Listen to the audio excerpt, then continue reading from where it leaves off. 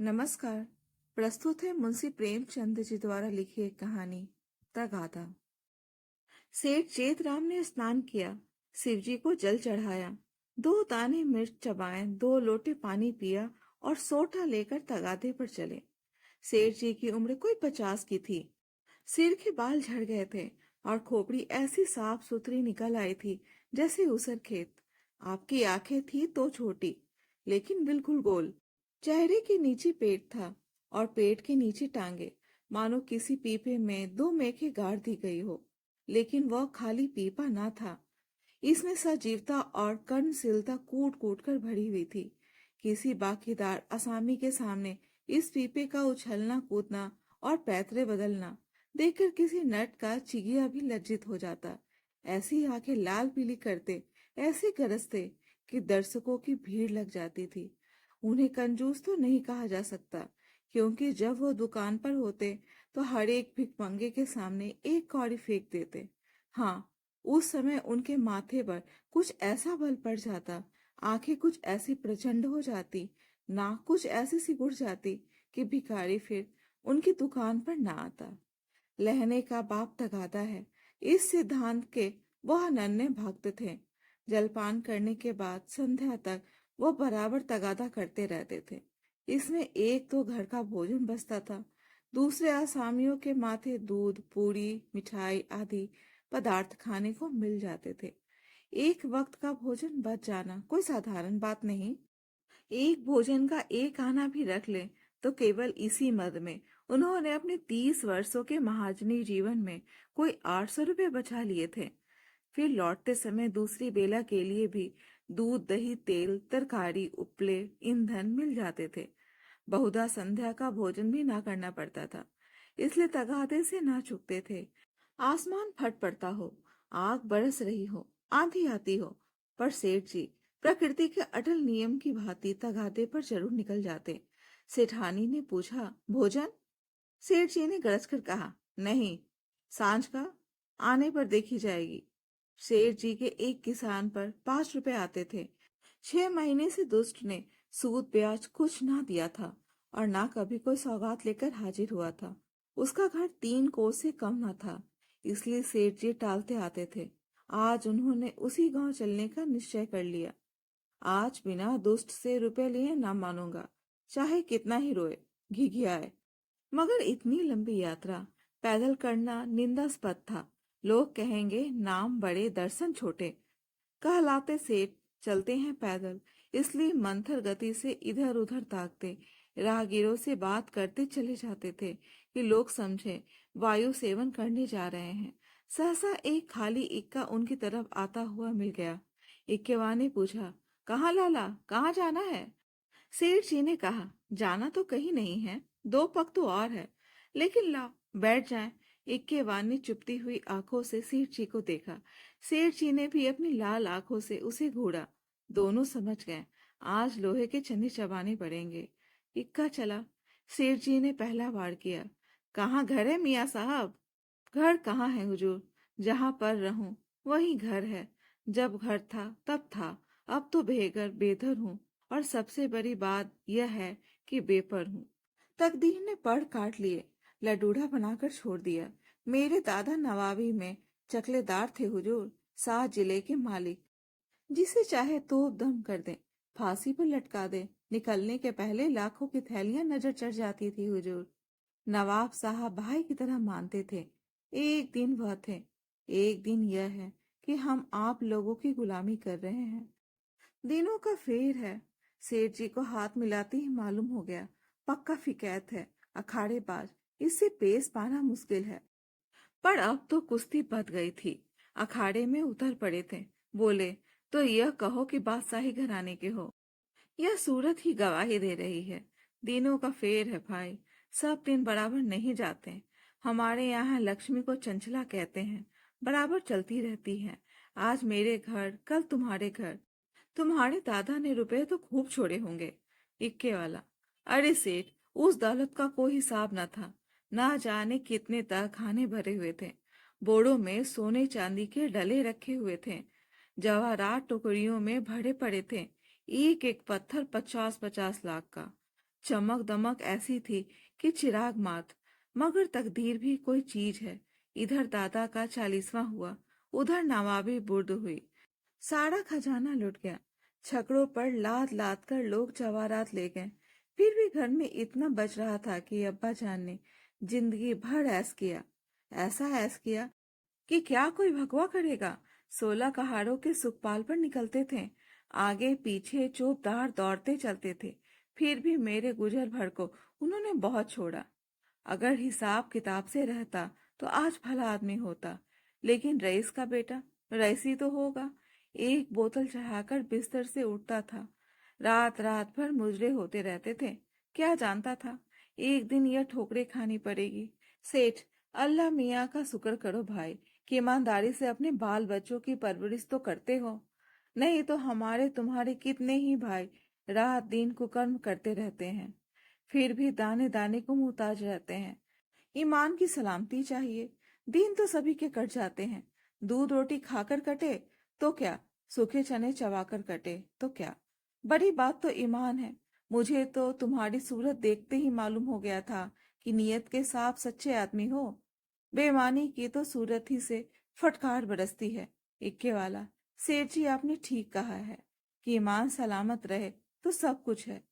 आप लोगों से 4 पैसे मिल जाते हैं, वही बाल बच्चों को खिला पिला कर पड़ा रहता हूँ।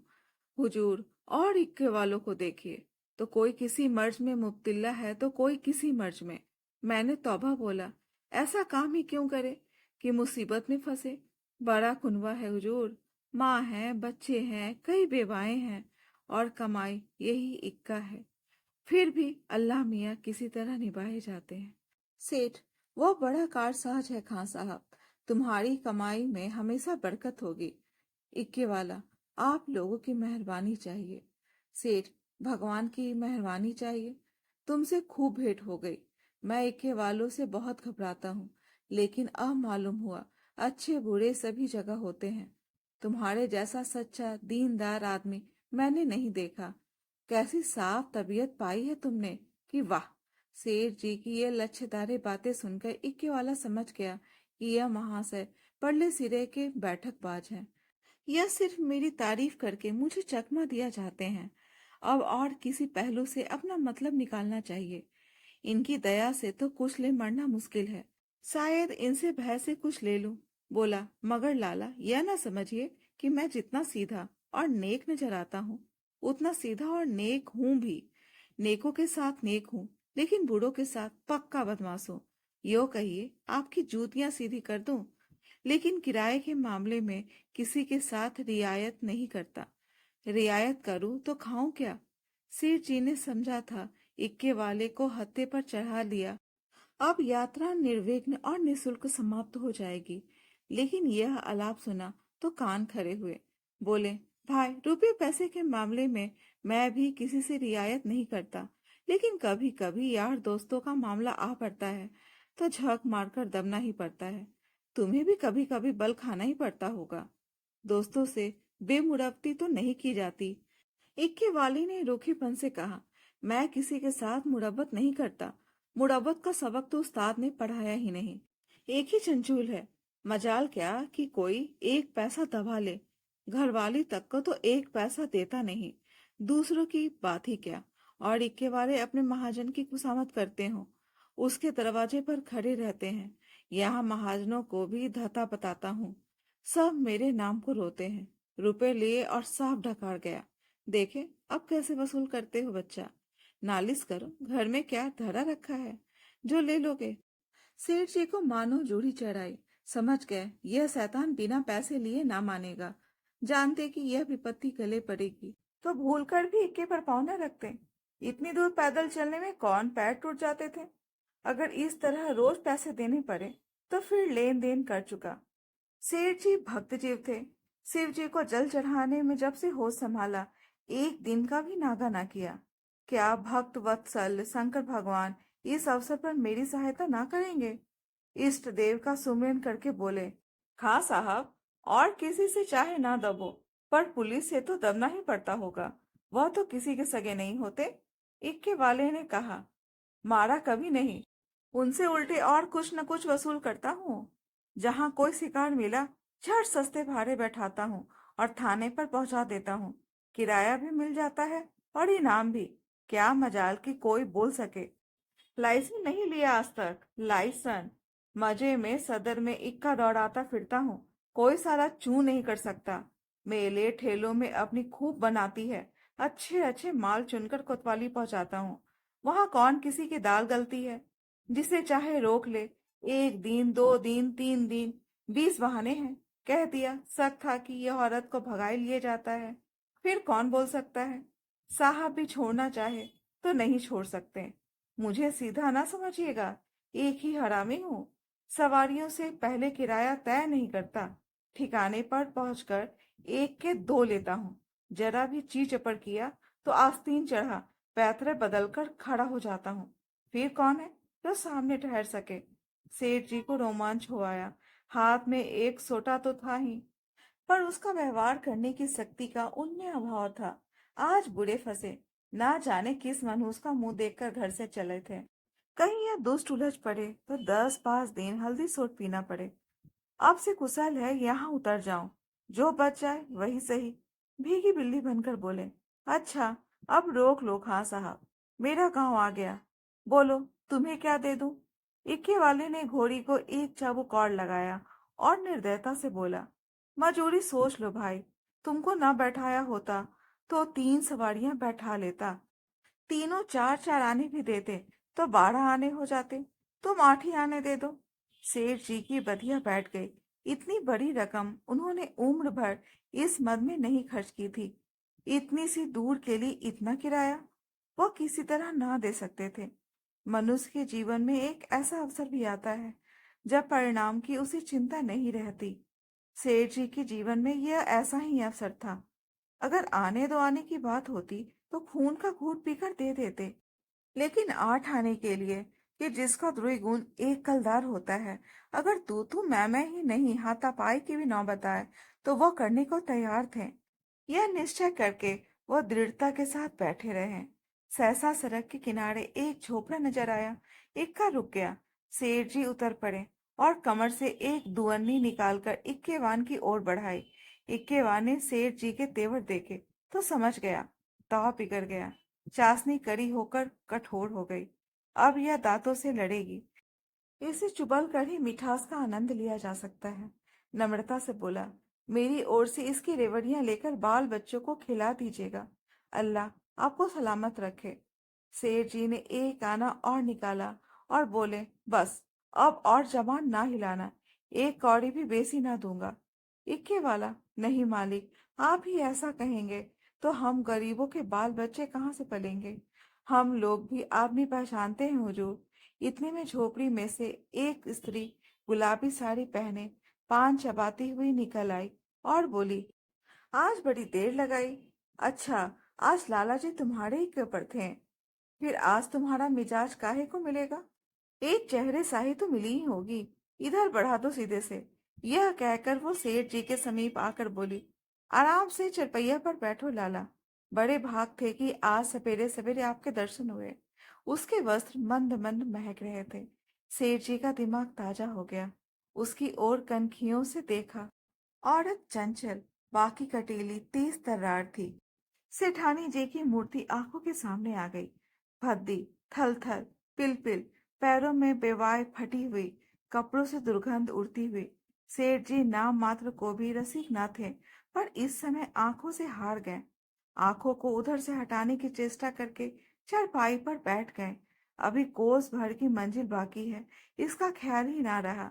स्त्री एक छोटी सी पंखिया उठा लाई और सेठ जी को झलने लगी।